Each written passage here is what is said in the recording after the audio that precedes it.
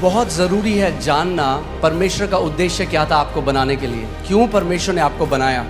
क्योंकि अगर आप इस बात को नहीं जानेंगे आप वैसा फंक्शन नहीं कर पाएंगे जैसे परमेश्वर चाहता है कि आप फंक्शन। 26 पढ़ेंगे, इसमें लिखा है, फिर परमेश्वर ने कहा हम मनुष्य को अपने स्वरूप के अनुसार अपनी समानता में बनाएं और वे समुद्र की मछलियों और आकाश के पक्षियों और घरेलू पशुओं और सारी पृथ्वी पर और सब रेंगने वाले जंतुओं पर जो पृथ्वी पर रेंगते हैं क्या करें?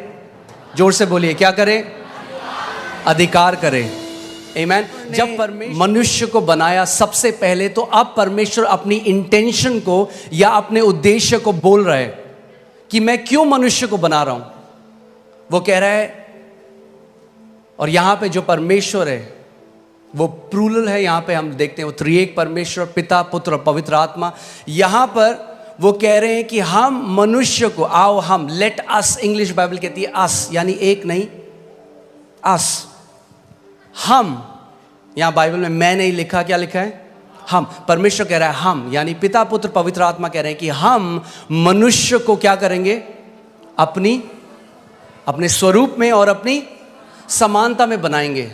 सो यू विल सी, आप देखेंगे कि ये पहली जगह है जहां पे परमेश्वर अपना उद्देश्य बता रहा है मानव जाति के लिए। और जब आप इसको समझेंगे तो आप जानेंगे कि क्यों परमेश्वर ने आपको रचा है और आपका उद्देश्य इस पृथ्वी में क्या है। आमीन। वो कह रहा है मैं उनको अपनी समानता में बनाऊंगा, अपने अनुसार, अपने स्वरूप में बनाऊंगा, और फिर वो क्या करेंगे? बोलिए, अधिकार रखेंगे। मगर ये अधिकार नॉर्मल अधिकार नहीं है, ये अधिकार इंग्लिश का वर्ड डोमिनियन है, जिसका मतलब है शासन अधिकार, या जिसको बोलते हैं प्रभुत्व। कि वो क्या करेंगे पृथ्वी पे? बोलिए, प्रभुता करेंगे, प्रभुता करेंगे। सो परमेश्वर का इंटेंशन मनुष्य को बनाने का ये था कि मनुष्य जो है वो प्रभुता करेगा। आमीन। सो इस बात को समझिए, परमेश्वर ने आपको जब बनाया, आपके डीएनए में उसने शासन अधिकार डाला है। मैंने आपको पहले ही बताया था, आप एक चम्मच से भी एक कील को कसने की कोशिश कर सकते हैं, मगर चम्मच उसके लिए नहीं बनी थी। आप किसके लिए बनाए गए? प्रभुता करने के लिए। बोलिए, प्रभुता करने के लिए। शैतान नहीं चाहता आप इस बात को जाने, क्योंकि सब रेंगने वालों के ऊपर भी प्रभु ने कहा तुम प्रभुता करोगे। और अदन की वाटिका में क्या आया था? रेंगने वाला आया था, मगर उन्होंने प्रभुता नहीं करी उसके ऊपर। इंग्लिश बाइबल कहती है everything that creepeth upon the face of the earth, जो रेंगने वाला है। आमीन। सो परमेश्वर ने जब हमको बनाया, मैंने आपको पहले भी बताया था कि परमेश्वर, जेनेसिस में लिखा है आदि में उसने आकाश और पृथ्वी की रचना करी। आकाश या हेवेंस जो बाइबल में कहती है, वो बात करता है अनसीन रेल्म की, अनदेखी। परमेश्वर का जो राज्य है आप इन आंखों से नहीं देख सकते, मगर वो इस जो आप आंखों से देख रहे हैं उससे भी ज्यादा वो रियल है। आमीन। उससे ज्यादा वो रियल है। आप आंखों से उसको नहीं देख सकते, बट वो रियल है।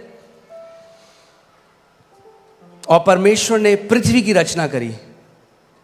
और परमेश्वर ने जब मनुष्य को बनाया तो क्या किया? सबसे पहले जब उसने मनुष्य को बनाया, बाकी सब चीज़ों को जो उसने बनाया अपने मुंह के वचन के द्वारा बनाया, मगर जब उसने मनुष्य को बनाया तो उसने उसको कैसे बनाया?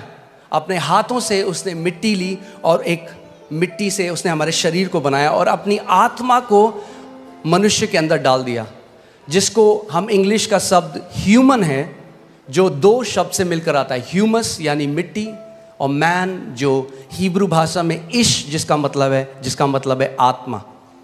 तो परमेश्वर ने ये किया कि परमेश्वर ने कहा कि जो मनुष्य मैं बना रहा हूं, जो मिट्टी के अंदर मैं अपनी आत्मा को डाल रहा हूं, उनको मैं अधिकार दे रहा हूं इस पृथ्वी के ऊपर। किसी आत्मा को अधिकार नहीं है पृथ्वी के ऊपर। आप समझ रहे हैं मेरी बात? किसी भी आत्मा को, और परमेश्वर भी स्वयं आत्मा है। सो जब परमेश्वर ने पृथ्वी मनुष्यों को दी तो वो उस चीज से बाहर आ गया। उसने कहा तुम अधिकार रखो। उसने नहीं कहा हम अधिकार रखेंगे, उसने कहा तुम अधिकार रखो।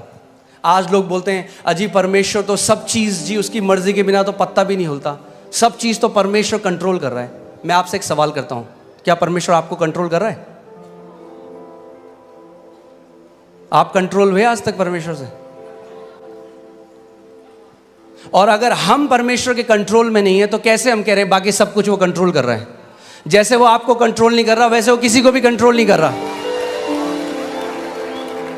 अगर परमेश्वर कंट्रोल करना चाहता तो मनुष्य को शासन अधिकार देता ही नहीं। उसने शासन अधिकार इसीलिए दिया, उसने बोला तुम कंट्रोल करो पृथ्वी को, मैं तुम्हें अधिकार दे रहा हूं। आमीन। कहेंगे ये जानना क्यों जरूरी है? ये जानना बहुत जरूरी है। अगर ये आप नहीं जानेंगे, यद्यपि आप पुत्र हैं, एक दास की तरह जीवन को जिएंगे। जो मसीह यीशु ने हमारे लिए मिराज छोड़ी है, जो इतनी महान है, इतनी ग्रेट है, आप कभी उस तक पहुंच नहीं पाएंगे। आमीन। इसीलिए हमें जानना है कि क्यों परमेश्वर ने हमें बनाया, हमारी सृष्टि करी और कैसे हम उस अधिकार में चल सकते हैं। आमीन। सो परमेश्वर ने आदम को बनाया, मगर सबसे पहले हमें देखना है कि आदम को परमेश्वर ने क्या बनाया था। सो लूका 3:38 जब आप पढ़ेंगे, उसमें लिखा है इससे ये आया, इससे ये आया, इसने इसको पुत्र को जना, इसने इसको जना, और वह एनोश का, और वह शेत का, यानी एनोश शेत का, और वह आदम का, यानी शेत आदम का, और वह पढ़िए परमेश्वर का पुत्र था। तो आदम कौन था? आदम कौन था? परमेश्वर का पुत्र। परमेश्वर